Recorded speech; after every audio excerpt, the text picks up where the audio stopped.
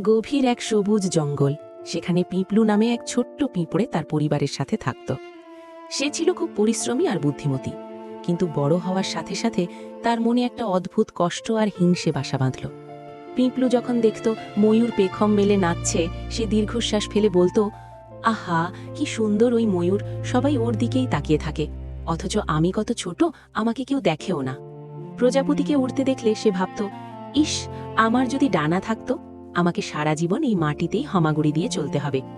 ধীরে ধীরে হিংসে আর অভিমানে পিঁপলু তার কাজে মন হারালো। যেখানে সে সবার আগে খাবার জোগাড় করত, এখন সে সবার পেছনে পড়ে থাকে। তার বন্ধুরা জিজ্ঞেস করত, কিরে পিঁপলু, তোর মন খারাপ কেন?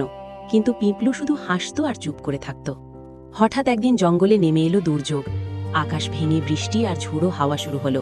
বড় বড় গাছ উপড়ে পড়ল, নালাগুলো জলে উপচে উঠল। প্রজাপতির ডানা ভিজে ভারী হয়ে গেল, সে আর উড়তে পারছিল না। কাঠবিড়ালির বাসা ভেঙে পড়ল, সে ভয়ে মাটিতে থরথর করে কাঁপছে। ময়ূরের সেই সুন্দর পেখম কাদায় লেপ্টে গেছে, সে আজ নিরুপায়। কিন্তু পিঁপড়েদের কলোনি ছিল মাটির অনেক গভীরে, একদম নিরাপদ। পিঁপলু যখন দেখল তার চারপাশের সুন্দর সুন্দর প্রাণীরা আজ মহাবিপদে, তখন তার মনের হিংসে এক নিমেষে ধুয়ে মুছে গেল। সে চিৎকার করে ডাক দিল, বন্ধুরা সবাই এসো, আজ আমাদের শক্তি দেখানোর সময়, আমাদের আজ সবাইকে বাঁচাতে হবে। শয়ে শয়ে পিঁপড়ে সারিবদ্ধভাবে বেরিয়ে এলো। তারা ছোট ছোট পাতায় করে প্রজাপতিকে নিরাপদ আশ্রয় নিয়ে গেল। কেউ কাঠবিড়ালির জন্য শুকনো পাতার বিছানা তৈরি করল, আবার কেউ ময়ূরের ডানা থেকে জল ঝরিয়ে দিল। যখন বৃষ্টি থামল, তখন জঙ্গল আবার শান্ত হলো।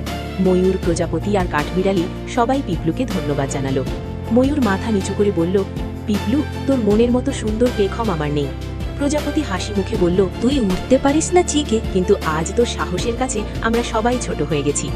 সেদিন পিঁপলু প্রথমবারের মতো নিজের জন্য গর্ব অনুভব করল। সে বুঝতে পারল, অন্যের সাথে তুলনা করা আমাদের দুর্বল করে দেয়, কিন্তু নিজের ক্ষমতা দিয়ে যখন আমরা অন্যের সাহায্য করি, তখনই আমরা সত্যিকারের বড় হই। মনে রেখো, চেহারায় নয়, বরং বড় হৃদয় থাকলেই মানুষ বা প্রাণী আসলে বড় হয়।